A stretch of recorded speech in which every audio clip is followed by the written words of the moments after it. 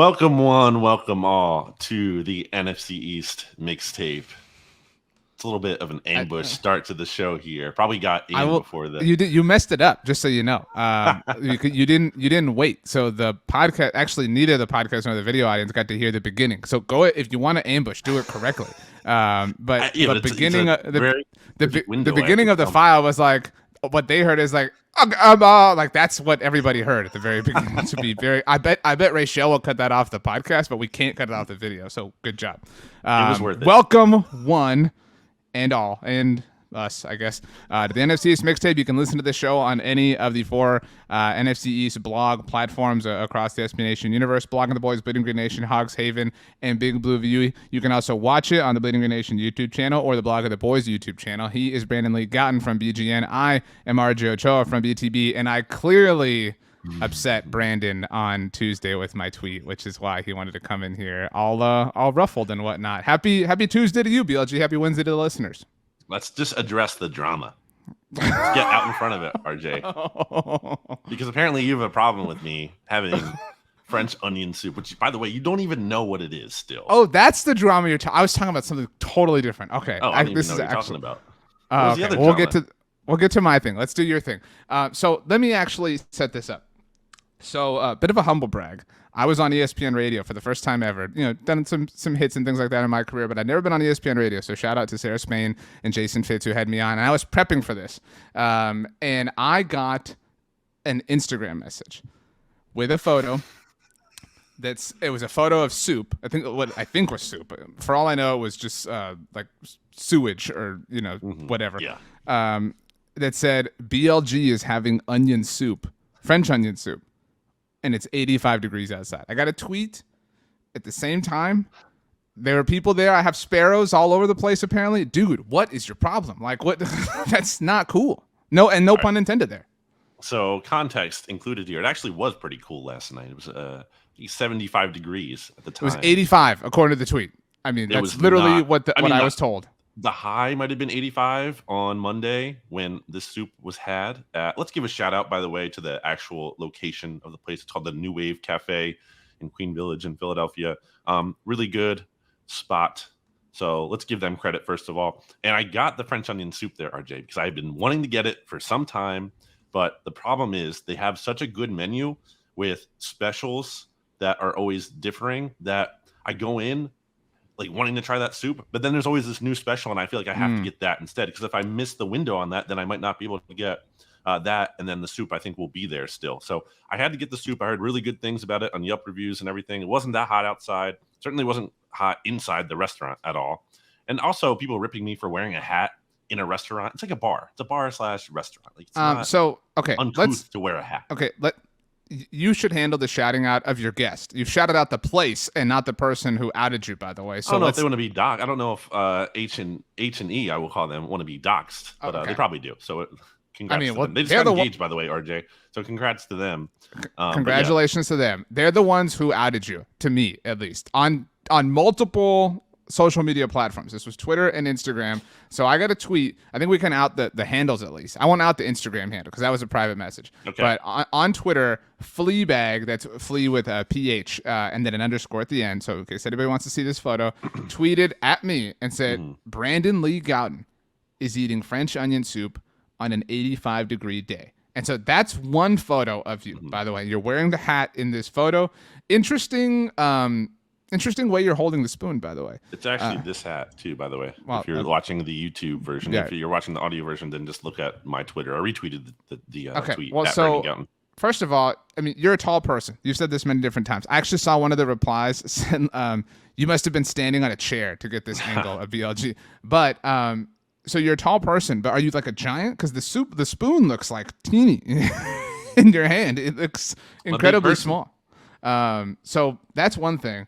It looks great. I mean, and it's fantastic. Well, so it looks great. I think it looks great, but I can't tell you because I've never had French onion soup, which I believe is where this all kind of started from. You're coming out here like, oh, the Yelp reviews and whatever. No, BLG. I live in your head rent free because you got this soup because of me. In fact, the private message that I got was different photo. I tweeted the screen grab of this. So if anyone goes and looks at the tweet, they could see that it was a different picture. And the message said, BLG ordered French onion soup because of you. That was not true. That was in jest. That was said in jest. I don't think so. True. I would admit it if it was true. It wasn't. I've been wanting to do this. I said for a long time now, and I finally got around to it, and it was good. And RJ, I need you to try some French onion soup somewhere. It's too hot. I will try it in the fall, but it's too hot. I'm not saying now, but I'm saying at some point before the year's out, you have to have it. You have to give us a review. People are dying to hear about it. What was the other thing that you wanted to get to before we actually get into the show? Well, hang on. The other thing I wanted to say was you got a lot of love for having a PBR. There was a lot of tweets. Almost too much. Yeah, it's like, okay. I mean, whatever. No, the thing that I thought you were talking about, and it was so before we started recording, Brandon was messing with his backgrounds on the platform that we use here, and you had the BGN logo. So I thought you were coming in all like Eagles hot, whatever. Like you actually did one time ambush me on Monday Football Monday when you were taking victory laps about the win that the Eagles had over the Cowboys in 2020 when they started Ben DiNucci. Right. And so I thought that you were upset because on Tuesday, you may not have seen this. You've obviously had a busy day. You tweeted out that Jalen Hurts was having a lot of success connecting with Dallas Goedert. I quote tweeted that and added 2 photos of Cowboys intercepting Jalen Hurts. And I said, to be fair, though, Jalen has a lot of experience with throwing to Dallas. And how funny, how creative, how original. I mean, well, that is like, we need to put all these in a box, right? Like Cowgirls, what was it? Ilgles. That one is just not even a real thing. Throwing batteries at Santa. Like there's some for every team. Like we should inspire one another to become more creative when insulting each other. You know what I'm saying? That's all. Yeah, that's all. Just I thought it was so dumb at first when the Eagles drafted Dallas Goedert 4 years ago, how like some Cowboys fans in true legitimacy were like, now they're going to have to say touchdown Dallas. Like, I was like, oh, you think that's going to bother them? Yeah. Like, oh no, Dallas Goedert scored a touchdown. Our worst nightmare.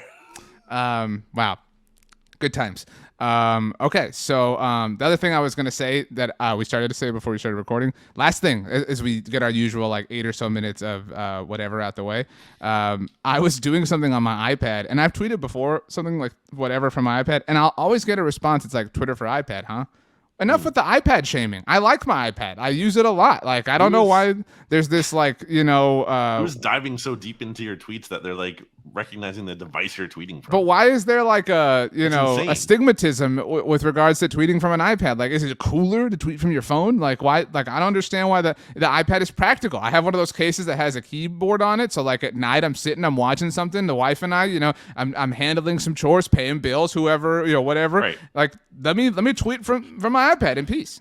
If you exclusively tweeted from an iPad, that's probably like psycho behavior. But if you're mixing it in there, I mean, yeah, I don't know who was even noticing that? Who was like looking that up? Well, it says that. I don't know if you like underneath a tweet, it tells. But who cares? Like why are you looking Twitter that closely? Who cares? I'm just saying, like, get better things to do. I've seen it happen to other people, which is why I bring it up. Like, I've seen people get like, shamed for tweeting from their iPad before. Like, what's the deal? Like, let us have the iPad, So, okay. Shout out to French Onion Soup and iPads, early winners here on the NFC East Mixtape. This is volume 70, not 69. Nice.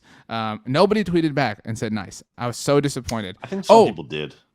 By the way, they did. I tweeted out last week. I tweeted on my own, like a native tweet, like, hey, it's the 69th episode of the mixtape. So some people did respond to that. Anyway, you were saying. Well, last thing. It appears that most people want to go by the mixologists, not the universe. It's too long. So it's the universe wasn't a real suggestion. I know it wasn't, but it was more of a concept. Well, Noah and Ben Long were at the Eagles preseason game and tagged us on Instagram and referred to themselves as the universe, and so I really liked that. But mixologist seems to be the most popular answer. I don't like that it has it's got an X, like it's a hard like. It's not difficult to say, but it's like mix, like it's an abrasive sound. I had an idea that I was thinking about, maybe 2 ideas. You know how we do our bit is like, wow, the NFC least, the first person to ever say that. So we could either call our listeners the leasts, or we could call them the beast because, the NFC beast, because it's really good. I don't know. all I've got. I don't like either of those. Jimmy, Kemsky used to call his website about the NFC East Blogging the Beast. Wow, as a node to Blog on the Boys, interesting. But then like Good Mythical Morning use Mythical Beast. That's what they call their listeners. So yeah, I don't like the Beast. I don't like Least. I don't want to insult the listeners, and imply that they're less than. I think we have to listen to them. They said mixologists. We have to go with that. That's what they want. No. And so you know what? And their icon can be one of those like martini, like I'm saying, like all the shakers and stuff. Like they're the mixologists. I'm sorry, the people have spoken. This is a democracy. No. Just let the records show. I fought for mixologists. It has to feel right. The vibe isn't right. Anyway, let's get into today's show. What are we talking about? The French onion soups. So every team in the NFC East has played a preseason game, and I believe only the New York Giants won. We can go in whatever You're right. order. They're going to win the East undefeated. There's a great, by the way, NFC East subreddit that is just perfect. I can't believe nobody listening has fought for us in the NFC what the hell East is subreddit. this all about? I know. And you know what? Shout out to the NFC East, because I haven't seen a subreddit for any other division. We care the most. That's why the mixtape exists. And the mixologists exist. And you know what? See, like our subject matter is mixology. It all works. Anyway, you want to keep going in divisional order? I feel like we kind of have to. Like those are the rules. Sure. So the Dallas Cowboys have several issues here. They went to Denver and had 1 billion penalties. They had the most penalties of any team in the NFL in the first week of the preseason. But it's only preseason, and you're making a big deal out of nothing. All right, it doesn't matter that the Cowboys had the most penalties in the NFL last year. I don't think it totally matters. It's obviously mildly concerning, but to dismiss it and act like it's not concerning at all is lame. I thought that Mike McCarthy had a really poor way of going about this. Yep. And I don't have a problem with McCarthy dismissing it, acting like it's not a big deal. I disagree with that, but if you want to do that, I understand that's the role you have to play right now. But he had a specific line in his press conference. He said, you guys are going to write whatever you want. Mike, back off. This is not a media-driven thing. Like, you're the one with all the penalties here, not anybody else. So chill out. So that was a big takeaway. The Cowboys have a super duper terrible tackle situation, Brandon, because they cut Lyle Collins in the offseason. They have Tyron Smith, who's missed time for 6 years in a row. And the only addition they made was a 5th-round draft pick in Matt Waletzko, who got hurt at the very beginning of camp. So who could have possibly foreseen this blowing up in their face? They have a backup quarterback issue. I mean, I think that I've heralded the Eagles for trading for Gardner Minshew. I don't think enough teams, and I know he hasn't played well this year, but been a little better recently, but yeah. Yeah, but still, like, I love that idea. Like, it's such a potentially important position. I don't know why some teams don't care at all about it. So that's what's kind of that's the energy surrounding the Cowboys. Anthony Barr seems like he's going to practice for the first time, hopefully against the Chargers, who the Cowboys are scrimmaging with, and then they play on Saturday night. So they're almost back in Dallas. They've been gone for a very long time. But yeah, the vibes are just kind of whatever right now. But that's kind of the preseason mood as a whole. Imagining like a Cowboys receiver dropping 5 passes in a preseason game and Mike McCarthy being like, well, you're just going to write whatever you want. Like, okay, no, he dropped 5 passes. That's really bad. Like, you can't like sugarcoat that. And yeah, so what have I said going into training camp for the Cowboys? I think the number one goal no bad vibes. No bad stories. Yeah. And I gave them credit for that last week because I thought they'd done a good job of that for the most part. Then you get this McCarthy thing in there, and it's like, oh, I love that. I'm not saying the preseason is sunk because of that, but it's definitely an arrow pointing in the wrong direction. It's not one pointing in the right direction. The left tackle thing is very real. I've seen that. I do a links roundup, obviously, every morning for BGN, and every morning I check out all of the NFC East team sites on SB Nation. And I feel like more than anything, I see a lot of discourse about Cowboys kicker situation and Cowboys backup left tackle situation, which again is very relevant because Tyron Smith he's going to miss games. It's going to happen. You can not to interrupt over under. Oh, dude, I mean 3.5. Right. It's probably the over under. But so last week, I thought this was so interesting. The Cowboys had a scrimmage against the Broncos country. It's so great to be out there against America's team. Hold on a sec. There's a headline right now. I need to get to this because it's entirely relevant to what you're saying. On milehighreport.com, free shout out for them for having Russell Wilson on their team. The headline, RJ. Russell Wilson is the quote daddy of the deep parentheses ball. I don't even want to click it and open and see what that means, but I just wanted you to know that. Well, that's always been like the thing. Like, Russell Wilson has a sexy deep ball. Like, that's whatever. I mean, like Just that's the it's not phrasing quite up that there. is very, I know. it's very Man, romanced, intimate. So the I don't Cowboys know. had their scrimmage. I got to get to Taryn, but the Cowboys had their scrimmage with the Broncos, and I saw Micah Parsons and somebody else. They did jersey swaps, and it's like I think jersey swaps are awesome. Like they're cool. Like I love that for Preseason? players. Well, that's what I was. No, it wasn't even the preseason. Oh, it was the preseason game. But it's like, guys, like let's relax. And you know what move I hate? So like I'm somebody who. So my dad and I, before the pandemic, we used to go to a road Cowboys game every year. And something I like to do is get a jersey of that team's most iconic player, right? Like and it's cool to get from the stadium, right? Like I got this at that stadium. Like I want that kind of like, sort of minute level of authenticity. And so what I think is weird when it comes to jersey swaps, and I think Lamar Jackson had like 8 of them his MVP year, but Russell had 2 jerseys that he gave away. So like, and he didn't even play in the one he gave that he took off. But you know what I'm saying? Like, so he had one that like he wasn't even wearing. You know what I'm saying? Like that's weird to me. Like I wouldn't want that one. I would be like, give me the one you wore. Like that's the whole point. Like the whole point is to kind of swap, from the game that we played. But anyway, so during the scrimmage against the Broncos, the Cowboys had 2 injuries that were reported by everybody on site. Tight end Ian Bunting, who they waived, and John Ridgway, the rookie defensive tackle. Nobody said a word about Tyron Smith. But late that night, this was last Thursday night, DallasCowboys.com's report on the day noted that he limped off of the practice field. I thought that was so strange that nobody highlighted that. And maybe nobody thought it was a big enough deal. I mean, you've seen a billion different practices yourself. Like sometimes something just kind of, is not a big enough attention thing. But then Mike McCarthy addressed it after the preseason game. So he's already got like an ankle thing. He's back, and so it's not a big deal. But it's like it continues to underscore how thin the ice is of, depth at the tackle position. They went into this season. This is not a joke. It's not hyperbole. Their plan at swing tackle was 2 dudes with combined 0 amount of NFL experience. How? Why? Like, how could you do that? Just not it's a theme of the entire Cowboys offseason to what you're talking about. It's just lack of preparation, lack of. I don't know what the thought is. How does anyone inside the Cowboys like look at what they've done and be like, yeah, we're better than last year? I mean, they're like objectively not better at best. Like that's the best case scenario. Like they got worse, and I don't know how can you argue otherwise. You can't. What I'm getting a little sick of, what I'm getting a little sick of is, and this is just like I'm just annoyed. Like no offense to anybody who says this, but like I don't know how many times I hear or see. You know what I think? I think they're trying to tank so they can get Sean Payton next year.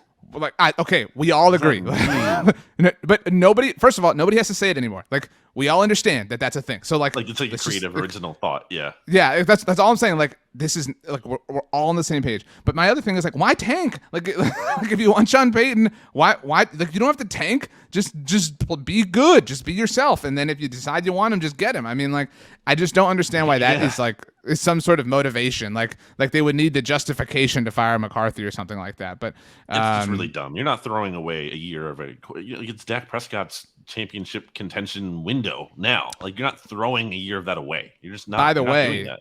Friend of Blogging the Boys, Dak Prescott, we dropped an interview with QB1 on the Blogging the Boys podcast network this week. That was also available on the SB Nation NFL show in case anybody wants to listen to it. That was really What's cool. one word you would use to describe your mental state for this podcast? Can't be what Dak said for his answer for the Cowboys season, which was his answer was focused. My answer is one word. Dog, because I got that dog in me. So, woof. Anyway, so that's kind of where things are at. Kind of in a weird spot for the Cowboys. I mean, it's been several days since the preseason. I don't care that they lost. Nobody should care about wins or losses. But like, I don't know how they haven't brought in anybody. They made their 5 roster cuts to get down to 85. But I don't know how they haven't brought in a tackle. I don't know how they haven't brought in another. And like, it's not feasible. Like I hate this like question when people are people think that I'm complaining and they're like, well, what names are out there? Who would you go sign if you were in charge? There aren't names. It's mid-August. Like you don't do this now. You do it in March. So like I agree with you. There's nobody there, but like just because there are no like available options does not mean that everything's cool or we should be cool with it ourselves. The process of how they wasted it. They wasted the last 6 months. It's too late now. You can't solve it now. That's the problem. And they had an opportunity to not have it be problem like this, and they wasted it. They squandered it.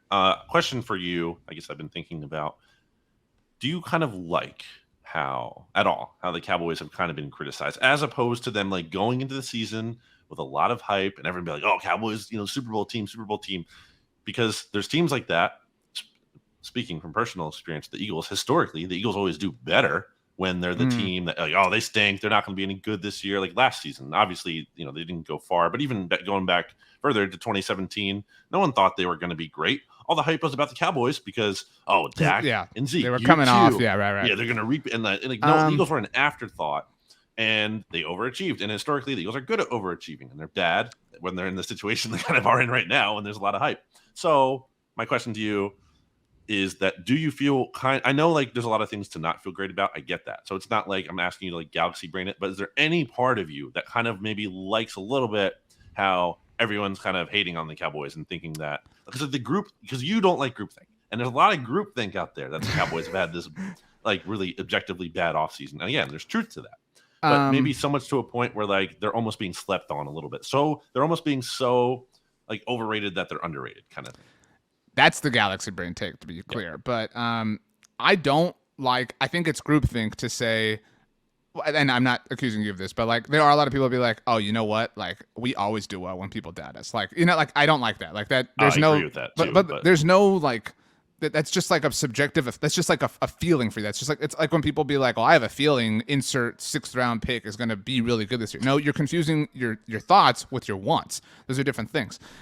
So I guess like my answer is I do like that there is this legitimate sense of apathy. I think it's silly when people say things like, what we have to do is we have to stop buying things. We have to stop going to games. Like that's not like it's impossible. It's never going to happen. But like I do like that people have kind of like wised up. I like that people are no longer falling for the smoke and mirrors. I like that people, whenever the Cowboys try to salary cap this, salary cap that, I like that people call them on that. I think that they don't recognize that their fans are smarter than or that they are as smart as they are, and that kind of leads to them putting their foot in their mouth on stuff. It's like a few years ago when they were still negotiating with Dak Prescott. I remember Stephen Jones did an interview with Mike Florio, and he said that there were all sorts of analytics out there that showed if you paid your quarterback a certain percentage of the salary cap or more, that it hindered your ability to win the Super Bowl. And I mean, like, so I like that the eye rolling is happening is maybe the best way to say it. Analytics as in common sense, that when you spend more money on one thing, you will not have more money for other things. Okay, last thing. We're going to do this for every team. ESPN wrote a bounce back candidate article about every single team in the NFL. They had a bounce back, obviously, candidate for every team. And so just briefly, their candidate for the Dallas Cowboys was Leighton Vander Esch. I don't know that I would consider that bouncing back. I feel like he already bounced. He played 19 combined games between 2019 and 2020. He played all 17 last year. He was solid. I mean, he was pretty good. He was not his 2018 self that obviously lit the world on fire. He'll never be that again in all likelihood. But so I think he already bounced. Like, you know what I mean? Like, I don't know that you can't bounce in the air. Like he already went down on the ground and bounced. Like he's now airborne. I feel like these league-wide kind of breakout players / bounce back things, like just having seen them from an Eagles perspective, there's a lot of like catching up to be done from a national perspective. Like I feel like I've seen articles even as recently this year, like Dallas Goedert breakout candidate. It's like you kind of already did. He's already like done that. Like you can't be a breakout candidate every single year. Like at some point you actually did break out and you're just a good player. So yeah, I don't really get that one a ton, but I think that kind of just is a result of national coverage not really always having the accurate local focus. Although, did the local writers make the picks for that? Did you see? I believe so. I believe the beat, or at least the beat writers wrote the descriptions. So maybe they didn't make the pick. Right. That's what I'm saying. Who would you pick then? If I had to pick a bounce back candidate, I think you could say Tyron Smith. That would be like predicated on like thinking he would stay healthy, right? Like that. So that you're actually bouncing. Pick someone else. I mean, then, and like also like back sort of implies like you're returning to something legitimate. The right answer is Michael Gallup. He's the right answer. But no, like I guess that's a fair Bouncing answer. Back but from injury is a fair thing. But he played well last year. So like I'm not like I think injury's a cheat, right? To be like, oh, like so like there's something involved towards like you should be bouncing back from playing poorly. Like I think comeback player of the year should also be about players coming back from playing poorly. But I get why it goes to generally whoever like overcame. That's I feel like it's usually the opposite. Like people argue because everyone's a bit mad that like what Phillip Rivers won it from the 1 year or most improved. I know, that was but most like improved, I guess. Or is but that like it's just so it's like whoever's hurt that those are the only people that can win the award. Like sure. I mean, so it's you go back and forth. If I had to pick, maybe you could. Like bounce back is so weird. Maybe like taking the leap or whatever to your like breakout, like in that realm, I would say maybe Tyler Biadasz. You're also kind of hoping that happens, like because it's also hard to say like, well, how can Trayvon Diggs bounce back? How can Jaron Kearse bounce back? Like a lot of these players on the Cowboys like overachieved last year, so like you can't bounce back if you're at the top. And they were at the top in a lot of different. Maybe DeMarcus Lawrence. That would be my pick. He was also hurt last year, so that would be my full and final pick. Go me. All right. Why don't we transition to the Eagles? Can you believe those New York Jets? And they were out here. They were swinging and they were scratching and clawing. I saw one of them poke Jalen Hurts in the eye. You don't do that. You don't come to the link and attack QB1. Vince Papali's going to come at you. This is a New York Eagles fan. I don't know. I don't know. I can't do a Philly accent. Yeah, it's more subtle. Yeah. The energy was there though. That's really what matters. It's funny though because people do that. It's like someone just doing think Philadelphia accent and it's just like a New York accent. Anyway. How do you feel, RJ? Like, are you shaking in your boots with Jalen Hurts, looking like the best quarterback in the NFL? 6 for 6, perfect passer rating. I said on Monday Football Monday that Jalen Hurts is one of the biggest forks on the road for the NFL. And people heard that. Some people in the BGN feed, at least, because the donut was clipped in there. But yeah, say it again. And I mean it. Like, if Jalen Hurts is, I don't even think he has to be like, like holy crap good. Like he doesn't need like a whatever bump. Like if he's the like you'll hate this, but if he's Kirk Cousins, like that's a really good team. No, it is. Like I mean, it really truly is. I think, and it's a very very minuscule, very very small sample size. The overwhelming amount of evidence supports that this is just a mirage and a flash in the pan. But I think, and this is what I said on the SB Nation NFL show. Contextually, where we're at, you've seen what you want to see. Like understanding it's through training camp and one game of the preseason, but you've seen what you need to see at this point. Now, we've simply reached the point we've already been talking about it forever. It's got to happen in the regular season now. Like we've checked and passed all these little tiny marks. Now we have to get to the real ones to see if this is real or if it was just part of the process. So I think you'll appreciate this because I think you can look at the process of things, right? It's not just like, because I think there's a lot of people who just look at 6 for 6, perfect pass rating, flawless game. The Eagles offensive coordinator Shane Steichen said it was a flawless performance today at training camp. And of course he's going to hype up his guy, but I feel like people will say that too. Like, what could you possibly complain about? And it's like, well, this is kind of nitpicking. And overall, I thought it was a stock up kind of performance from him. He did good things in terms of working the entire field, getting the ball out quickly, accurately. He had made a nice throw on the run to Quez Watkins after Sua Opeta, the Eagles' starting left guard that night, had allowed some pressure on the interior in the first play of the game. But the big play that you kind of referenced there, where he took the hit from Quincy Williams, he clearly bailed the pocket early on that play. And, like, he didn't have to. He rolled right, which he's wont to do in a bad way sometimes. Like, it's kind of like his crutch. It's like things break down, roll right. Mm-hmm. And the Buccaneers had every... Yeah, they leaned into it. Yeah, right. They were like, yeah, we'll live with him doing that all game long. It's exactly what we want him to do. On that play, he runs, and obviously it's a penalty. Like there's no one's arguing that it's a dirty play, but like he wasn't running even for the marker. He was running for no gain. So like let's just say there's a world where Quincy Williams doesn't hit him. He goes out of bounds. It's 4th and 5. At that point, I guess he was 2 for 2 or 3 for 3. I forget. But it's 4th and 5. I'm guessing the Eagles would have gone for it because Sirianni was pretty aggressive all game long. And maybe he wants to put his offense in that situation. But let's say like they punt and then his night is over. Like, yeah. You know what I mean? That the whole like narrative vibe about that performance is different. Just and based on something that he had nothing to do with other than just getting hit from a dumb penalty by the Jets. So I just think it's kind of like things are fragile like that. And it's such a small sample size. And I'm not trying to take away credit. I'm just saying one thing. You hate Jalen. BLG hates him. You listen to BGM radio, he hates him. You do hear a lot of that. But I'm saying you change one thing and the whole perception could be different. So, yeah. It's the remedial chaos theory. I can't believe you're not a Community person. You would love Community, by the Watch way. Community. Well, it's the remedial chaos theory, the dice in the air, the 6 different timelines. I mean, it's been a long time, but I watched it. It's season 3, I think. That's I watched this like 12 if years ago. If anyone listening to this is looking for something to watch, go look up. Actually, let me find out what episode this is of Community. It is season. I was right. Season 3, episode 4 of Community is one of the greatest episodes of television you will ever see in any show of all time, and it is this point. There's different timelines. I know that Marvel has their whatever different universes, whatever. But no, there's 6 different timelines, and in one of them, you're right. People are sitting here like, oh, he only went 2 for 2, and yeah, he took that hit, but whatever, blah blah. That was a super dirty hit. Maybe it's because Robert Saleh is all gas and no brakes. Oh, dude, I'm so sick of Robert Saleh. By the way, like. I'm also super sick of Dan Campbell. That's a different point, but whatever.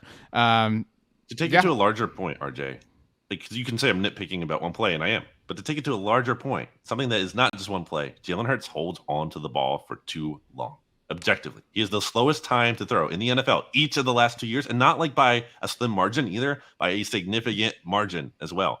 And I think there are going to be plays where you hold on to the ball and bad things can happen, and maybe they're not always deserved. And that's kind of, some amount of bad luck if a player is just going to run into you anyway. I'm not saying Hurts deserves blame for that, but that's like the price to pay sometimes for holding onto the ball is you're exposing yourself, as opposed to if you're getting the ball out quick, typically the defense doesn't even have an opportunity to hit you. So that's the downside of that. And I think it's fair to acknowledge that that downside exists. While obviously there is upside to that ability as well. Like he had that good completion to Quez Watkins on the run when he did hold onto the ball. So there's give and take there, but we can acknowledge the negative does exist too. Well, I think what you described is the Russell Wilson conundrum, right? And he's managed to paint the entire narrative that's like the Seahawks failing him. The Seahawks offensive line sucks. You know what I mean? Like that's so much. But you know what I'm saying? Like that's the problem that you're describing. And so if you heard what Brandon just said and you're like, what are the cons to holding onto the ball too long? Like that allows some more things to happen. No, look at average time to throw, average time, quickest releases in the NFL. Like Tom Brady's always up there every year, annually, because that's and he's not getting hurt. Right. And not only are you not getting hurt, but that's when the advantage is yours. I mean, it's true, obviously, that the longer plays unfold, the more unpredictable they become, but they become more unpredictable for you too. I mean, the sooner you get things out, the sooner it goes more or most according to plan, I should say.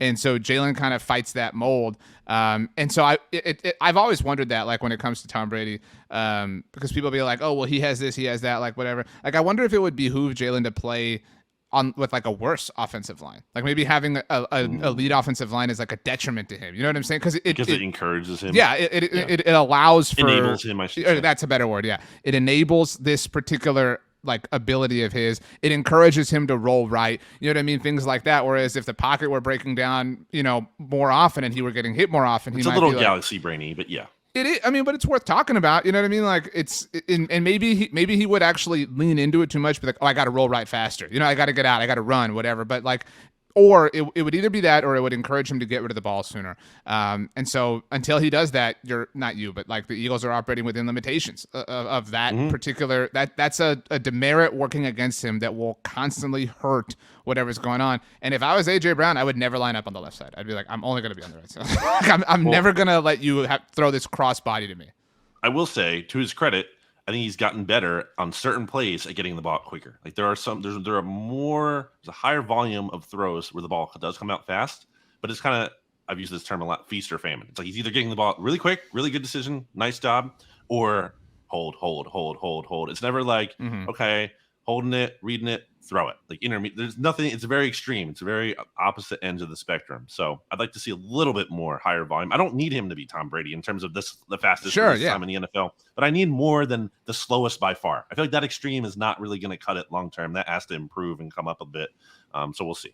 It's the sloth from the movie. Is it Zootopia? Is that what it's called? The sloth at the bank. Anyway, well, I actually thought you had the PBR because the Eagles traded away J.J. Arcega-Whiteside. So will he be missed? No. They got something for a player who's going to be cut by the Eagles, and also the Seahawks were going to cut Ugo Amadi, who the Eagles picked up. In part, though, because of his money situation. He had one of those things where, the rookies play a lot, then their fourth year, their contract goes up. Yeah, so they didn't want to pay all that money to him because he probably wasn't going to make the team anyway. Does this in any way and maybe he's not truly in jeopardy, but does this, because this is like the non-Eagles perspective, like does this cement Jalen Reagor status? Like, what was J.J. Arcega-Whiteside like challenging him? Or is this like an independent thing? They'd moved him to tight end, but that was dumb because like he's just not a tight end. And the Seahawks are instantly moving him back to receiver too. He didn't like even bulk up in a big way or anything. So JJ's gone. It's funny that he's on the same team as DK Metcalf now, the receiver the Eagles should have drafted at that spot, but didn't. So maybe Jalen Reagor will get traded to the Vikings at some point in the future. It is possible that Reagor gets moved. We'll see. I think it's best for everyone involved. But why don't we get to the ESPN bounce back candidate for the Eagles? That's what I was doing, Brandon. Jeez. Which was James Bradbury. What's your favorite kind of berry? Straw. Not Bradbury. I like if I think what's the most versatile berry, it's blue. So you can do a lot of like pastries, a lot of like smoothies or liquefied things. Obviously, strawberry is the most like popular from a candy perspective. I don't like cherries. Blackberries are okay. A blackberry like cobbler's good. Raspberries are whatever. They're too soft. Like I don't like that about raspberries. So too squishy. But what's your favorite berry? Is a cherry a berry? It's not. It sounds like berry. It's not though. I like a sweet cherry. Okay. Anyway, I think this is a poor answer for the Eagles. Not that I like have a problem with James Bradbury, but like you should be bouncing back with the Eagles. Like I thought there were a lot of players on new teams here, and maybe that's like part of the bounce back. But I mean, I don't know. Maybe Jalen Reagor is the answer. Who knows? Watch him catch like an important never pass bounce. That's fair. You would be taking a leap is the way. But yeah, and I think the limit. I mean, his upside is limited because there's just 4 receivers ahead of him at least on the depth chart. So then, do you agree with James Bradbury being the? I think it's a fair enough pick because he was a Pro Bowler in 2020, and he did have a down year last year. And there's a lot of different factors that could go into that playing for a terrible team. But you look at like his numbers in terms of his like passer rating allowed, that jumped up in a bad way for him last year in New York. So he's at a really good training camp too. He did get banged up in today's practice on Tuesday, so we don't know the severity of that injury as the time of this recording. He finished practice on the sideline, so that seems like it's a good sign. It wasn't like he was carted off or anything, but I think it's a fair pick. I'm looking through the roster. I don't really know who else is like bouncing. I mean, I don't believe it will happen, but could happen. I mean, you could say Brandon Graham because he's coming back from injury, but I was thinking about Fletcher Cox. Like if Fletcher Cox came out and had like a Pro Bowl season, but no, it's not going to happen. Doubted. Not buying it. I will say, so ESPN wrote this in conjunction with PFF. I don't know who specifically wrote it, but if you read it on ESPN's website, it mentions like the partnership with PFF on this. So I thought it was funny. I don't know if you read the write-up on this or not, because no big deal. I put the notes together for this episode so everybody knows I worked harder. That's not entirely true. I mean, I put some in there. But anyway, I put this particular note. And so the write-up mentioned how he had a down year last year. And again, this was partly evaluated by PFF. And it said, but the good news is, or like what continued, or what did elevate his season were the ball skills. He had 4 interceptions. And I just thought, that's interesting how the ball skills are like this big pro in James Bradbury's column, but they're insignificant in Trayvon Diggs' column. Interesting. So why don't we take a break here, RJ? Take a break on the count of 3. Count to 3. 10, 9, 1, 2, 3. All right. 7, 6, 5, 4, 3. Welcome back. I have a pet peeve that I would like to share with you, Brady. It was not the way you counted down on the way to the break, though. Do you think anyone ever named their pet peeve? Like a dog named definitely. Peeve? Yeah. So then whenever somebody was like, "What's your pet peeve?" It's right here.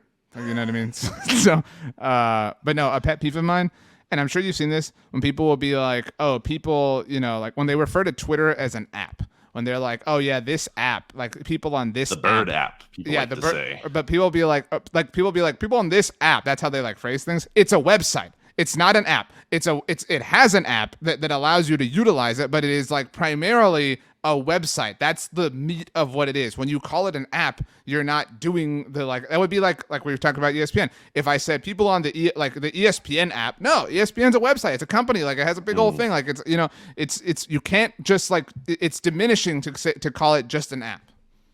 Yeah. Okay. We recorded last week's NFC East mixtape before Jason Wright boldly defended Carson Wentz. We will go down the Commanders rabbit hole, by the way, at some point and speak to our friends over at Hogshaven. That's obviously not happening today. I talked about that on the look ahead with stats, but just I would quickly, point your people thoughts. to that episode to get the like a good, because Stats said it. I'm not going to rehash it here. I think he said it well. If you want kind of the definitive take on the Carson Wentz defense, he was worked up. I mean, yeah, it is dumb. There's a big thing in sports that I think we kind of all talk about to each other, where like it's not even just from the team perspective. It's just like this culture of fandom now, where like you can't be critical, or like if you are, you get criticized a lot. And it's just kind of lame, and it ruins the fun of it for me. It's like I don't think people take criticism the right. I think people take criticism to an extreme. They're like, you criticize the team, so you hate them, and you think they're going to go 0-17, and you think it's like, no. I'm just saying, like, there's a concern here, and maybe it won't even manifest in a big way, but it is a concern. It's just objectively a concern, or a not a good thing. I point out plenty of good things as well. So I think it kind of speaks to the culture of fandom right now, but the cult, and then the cult. It's just really weak. You should be able to. I mean, Stats had a great interview, and I'm surprised you didn't bring this up on the show with Russell Wilson after the season, as we know, where he really like went after Russ, but in a totally fair way too. He didn't ask anything that was incredibly out of bounds. And then to Russ's credit too, he played game. He he put it right back at Stats, and that's what it should be. It doesn't have to be so personal, and someone's like like you call names or be bad at their job. It's like he asked him some questions that were certainly probably tougher than other ones, but also Carson didn't seem like really like affected by it. And to Carson's credit, he answered him as well as he could have. That's what I was gonna say, and because you rightly gave Russell credit. Again, I can't believe Stats didn't let me do that interview. I'll never forgive him for that. But Carson wasn't the one who came out and was like, "This was out of line." Like we've seen players before like get mad about questions and things like that. Like, I actually think Jason Wright, like, no good came from that. None. He made Carson look worse, I think, in that. Agreed. Like, he makes it like you can't even defend himself. He made Carson look bad. He made their team look unprofessional. He made their team look like they don't get it. All he did was incite the fanboys that like will ride for the team no matter what. Like, yeah, way to go, Jason. You defend. You'll QB1, take command, blah, blah, blah. You know what I mean? Like, but great point by you on the episode of like, dude, you're not the expert on this. Like, you're very clearly not good at all the aspects of your job. With like the disrespect of Sean Taylor and everything, like, who are you to be like, I'm the expert, I know everything? Dude, they and then he's over here like talking about professionalism. They botched the Super Bowl years on their logo. You know, it's. I didn't want to do this because I don't want to like limit myself maybe from further Commanders access if that ever is like I need that for some reason. Maybe this will get back to Jason Wright somehow anyway, and this will ruin it for me. But I really, after you said that, the Sean Taylor thing specifically, I really just wanted to take a screenshot of the people or his family or whatever it was standing in front of the porta potties. The porta potties, yeah. And tagging him on Twitter and being like, "This you?" and just reply to that tweet with that. Just like, because bro, come on. Bro, oh my gosh, you got a bro from BLG. Do we have any hard takeaways from Washington's preseason performance? No, other than there seems to be some interesting. You were very intent. This was your contribution to the notes, so let's hear it.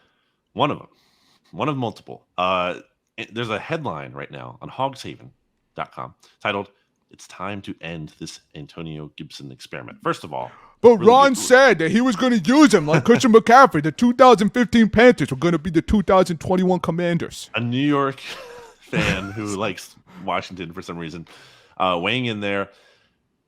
So there's actually a line from this article that says, "I'd far prefer to see him utilized like Cordero Patterson was last year," which is like, okay, great. Everyone's the next Cordero Patterson. But to the point here, look, I think we mentioned didn't we mention Antonio Gibson as our most overrated player for Washington when we did that episode? I believe we did. And part of the issue is dude fumbles a lot. And that was a big concern that was raised here in this Hogshaven article. And they really want to see rookie Brian Robinson, who apparently has been doing a good job in camp in the preseason. Like, they want him to kind of go in and be the top guy, or at least take more carries and be more of a split from a carry perspective, where Gibson kind of freeing him up a little bit more to use him as a receiver and everything. But, you know, look, I just think the reality is that Antonio Gibson might not be that. I think he's just a guy. I think that's the reality. It's interesting that you bring up that article, and everyone should go to hogshaven.com, read it. But it's titled "It's Time to End This Antonio Gibson Experiment." That came out today for us, Tuesday, August 16th. On August 15th, Hogshaven had an article titled "How Scott Turner Can Help Mitigate Antonio Gibson's Ball Security Issues." And like, it's possible, right? Like, you can work with players. Like, I'm not denying that. But at the end of the day, like, if he fumbles, he fumbles. Like, well, look at Daniel Jones. Look at Carson Wentz. Like, you know what I mean? Like, it's, like, you can't fix some things. You can try. The more I think about it, so like, back to, like, very quickly on the Cooper Rush thing, like, as the Cowboys backup quarterback, it's amazing to me that he beat the Vikings last year. Like, that's all I keep thinking about is like, wow, this dude beat the Vikings. Like, he is so bad, and he beat the Vikings last year. And all I keep thinking about with the Commanders is like, wow, they actually convinced Terry McLaurin to stay. Like, that is so amazing when you consider, like, I feel like, name a positive thing you've seen emerging from there. Oh, by the way, Ron Rivera fired the defensive line coach. There's all this chatter now that Ryan Kerrigan's, like, that is, like, not the move. Like, I hate when people do that. Like, Cowboys fans are like, Tony Romo needs to be our offensive coordinator. Sean Lee needs to be our defensive coordinator. Jason Witten needs to be tight ends coach. No, like, just relax. But players don't want to do that too. It's such a time commitment. Like, they don't want to do that. They don't need to do that. They've made a ton of money. Why are they gonna, like, grind and, like, stay up till like 4 a.m? No, because they love the team. They love the team. Go I'm Cowboys, sure they love Commanders. the team, but not that much. So, have you seen one positive thing emerging from Hogshaven, or from Hogshaven, from the Commanders as of late? Not really. No. I mean, what would it be? John Dotson. Okay. The defense. I have heard the defense has looked good in practice. I have heard that, but okay. Well, along those lines, that's not new.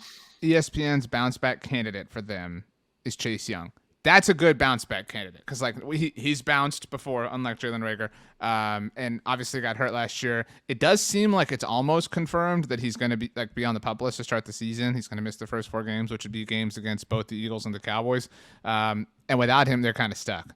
Like, I hate to say, like, if he's, like, I hate to be this dramatic, but if he's on the PUP list, they're gonna go the season, like, the season's over. Like, I don't think they're a playoff team or anything, but, like, if he is, like, they're definitely, like, I go from, like, their 98% now to their 99% now. Like, that, it's that significant. Yeah, I forgot about that. We did see something about that, right? Like, they're like, might not sure if he's definitely gonna be ready for week 1. Let's see who they have in their schedule. They open against the Jaguars, as we know. So, okay, not the biggest deal if he misses that game. Although we know Carson Wentz doesn't necessarily always beat the Jags, as you'd like to point out. The Lions next. So another winnable game. Dan Campbell's got the Lions. I tell you, those Lions, they could be a playoff team this year. Watch out. Woo! Biting off kneecaps. Oh, yeah. But after those 2, Eagles, Cowboys. So if he's on the PUP list, he misses at least 4 weeks. Like, that's 2 division games in there with not, like, the Giants either. Like, it's a division game, but, that's probably not a big threat to win the division. It's the biggest threats for at least Washington to win the division. They have to play 2 games in there. So if he's on the PUP list, not great. Not great. You ready to go to the Giants? Ready? You ready, Freddie? New York football Giants. Gigantes? Who's the most famous Giants fan? How do you say Giants in English? Gigantes. But Gigantes. Who's the most famous Giants fan? Like, you can think of a lot of famous Yankees fans.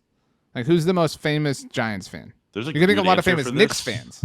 What? Well, there's the license plate guy, but we're not talking about, like, super fans, right? We're talking about no. We're talking about, like, celebrities, like actors or other athletes, or, like, I would say the most famous Eagles fan right now is, like, Bryce Harper. You know what I mean? Like, I don't know, or not. Mike Trout would be my answer. Sorry, Mike Trout would be my answer. Yeah. Bryce Harper loves the Cowboys. How could I forget? I'm looking here. Daniel Radcliffe comes up for some reason. Huge. This is I love really to funny watch list. the Giants in between my potions lessons. Not a lot of good answers here, man. Like, I can think of one. I can Jackman literally is in there. Oh, wow. Tracy Morgan, Buster Rhymes, Spike Lee. The only one I can think of is Jerry 50 Ferrara, who played Turtle in Entourage. That's the only one. George R.R. Martin is in here. Lady Gaga. Like, these are just, like, these just seem like random names to me. Wow, Lady Gaga. That's Brothers. because she wanted everybody to hold them like they do in Texas, and she's picking the Giants. Wow, not cool. Bon Jovi's on here, but that's just not. Wait, even Lady true. Gaga isn't? No, is Lady Gaga married to Blake Shelton? I don't know. I'm pretty certain. Woods? No, Tiger's a Raiders fan. That's very well known. It's his caddy, Joe LaCava. Okay. Oh yeah. He's had it. Oh no, Gwen Stefani is married to Blake Shelton. What am I thinking? Queen Latifah's Jon Stewart. I don't know. Yeah. Anyway, the reports about Daniel Jones have been rough.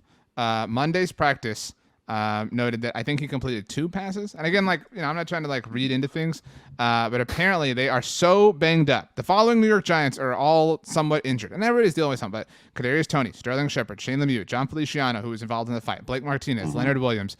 Apparently the Giants, Brandon, could not even field a third offensive line on Monday.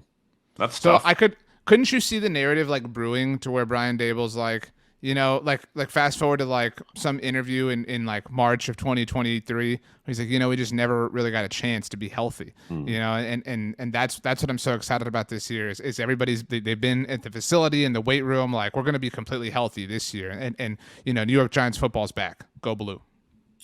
Yeah, and I'm looking at bigblueview.com right now, and I gotta say, not a lot of juice. And that's not a shot at the website. I'm just saying, in terms of storylines that are interesting, it's just there's not a lot going on there that I'm looking at. That's oh wow, that's like the Hogshaven thing. I was like, oh, that's an interesting thing. There's some kind of argument going on about Antonio Gibson. I don't really see much of anything going on at. So they're trying to make something go on. So this leads to the bounce back candidate. So again, to recap, for the Cowboys, ESPN had Leighton Vander Esch. I didn't really disagree, or I agree. Sorry, James Bradbury for the Eagles. You thought that was fine. Chase Young for the Commanders. We really agreed with that one. I think. Saquon Barkley. What? What? I mean, we're still doing this. We're I did see, I forget who it was, but I saw someone move him up in their fantasy rankings today. They announced that I'm moving Saquon up, and I'm like, okay, your loss. I would no, I don't want no. You should not get the benefit of the doubt at all. If Saquon has an awesome season this year, it shouldn't be well, yeah, we all should have saw that coming. No, it'd be wow, he proved everyone wrong. Good for him, but it shouldn't have been everyone was wrong for doubting him. No, everyone is very right for doubting him. I can't think of another player like this. And not just a running back, but a player who was so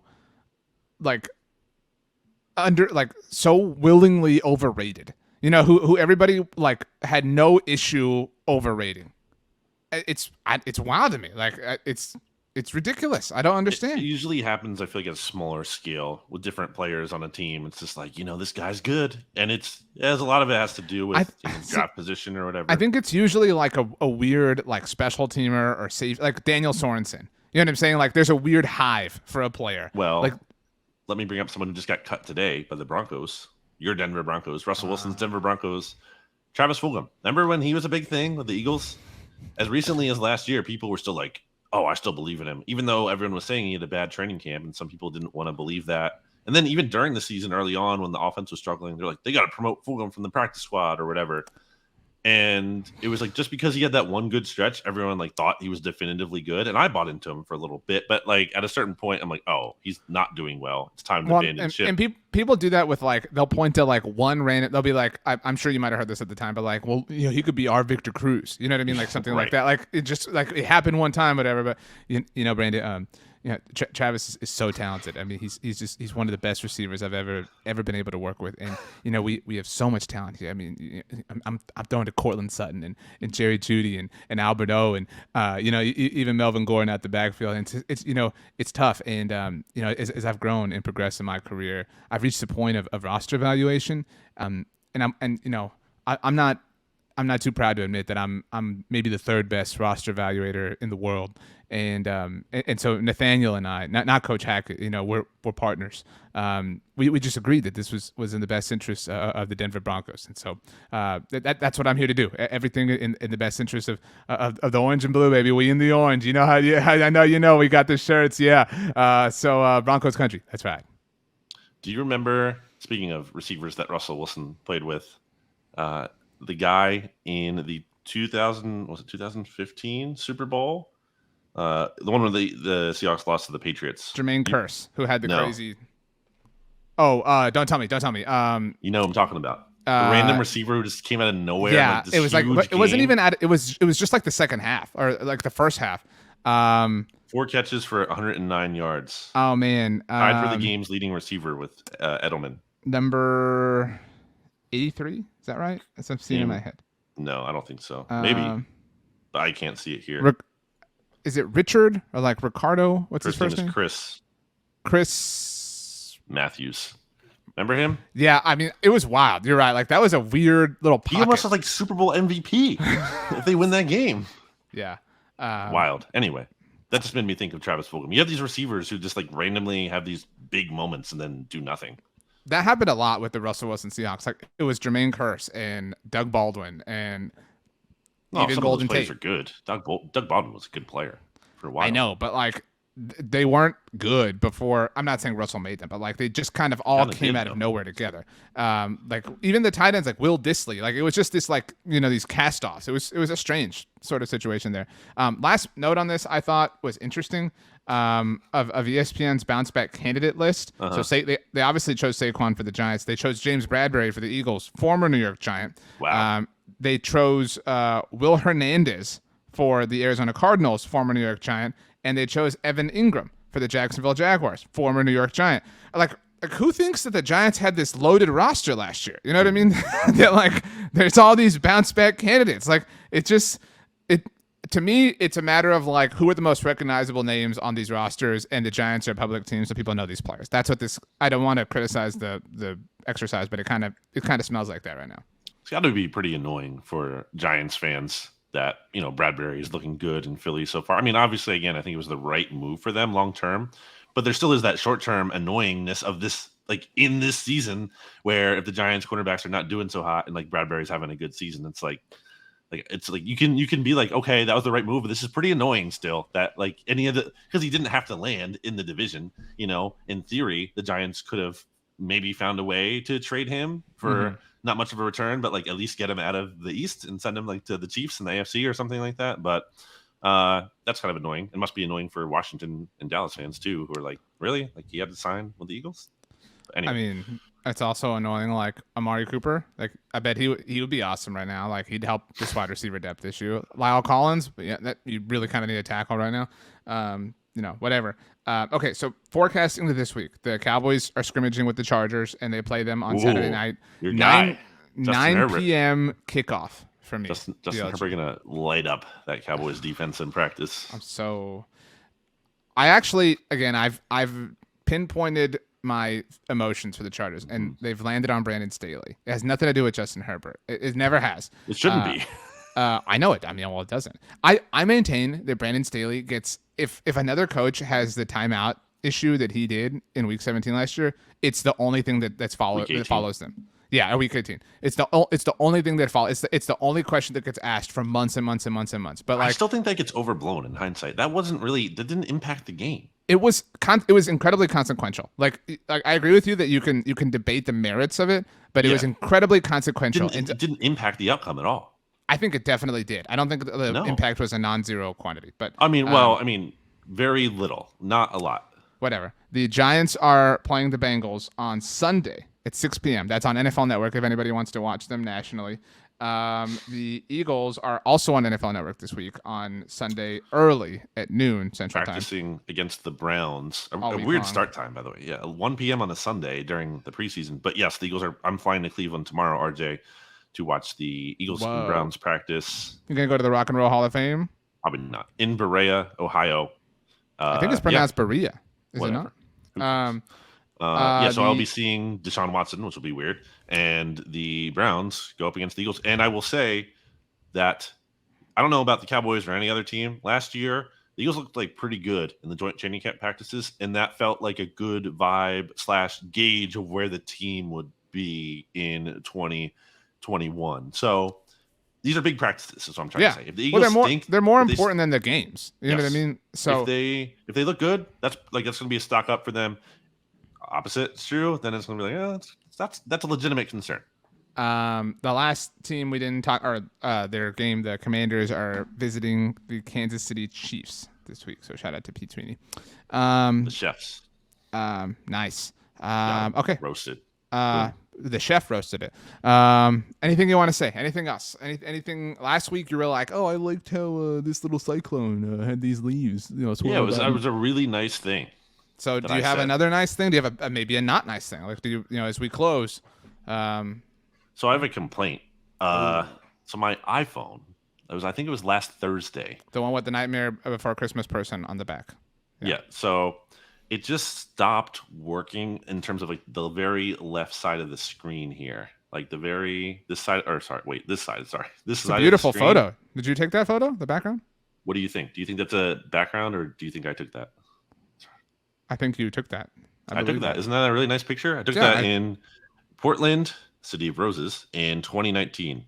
Oh, I've been to what you're talking about, the garden. Yep. The There's rose like garden. I think it's called. There's like I don't know if it's that part of it, but there's like a Japanese garden nearby. Yep. That you have to I've pay been to there. get into. It's really cool. Yeah, it's a really. It smells. I mean, makes sense. There's a bunch of roses, but I guess I didn't like think about that when I was going there. I didn't like go into that area thinking like, oh, it's gonna smell good here, and I was like, oh, it smells so nice with all the roses, and it's really pretty. But yeah, so that's really annoying. The left side of your screen doesn't work. Like, yeah, so I can't go back on like a text. You know how you have like the arrow at the top of your screen up here? Like I can't, and like the one doesn't work in my keyboard. Like the one kind of works. Like the leftmost like vertical like 10% of your phone kind of doesn't work, right? Yeah, and like I can't type Q right now. Like I just can't do it. Like it doesn't work. I mean, obviously, if there's a certain mode where I can flip my phone to what's that this is landscape, right? Yeah, the long way. Then I can, but like not all apps have that, so it's really annoying.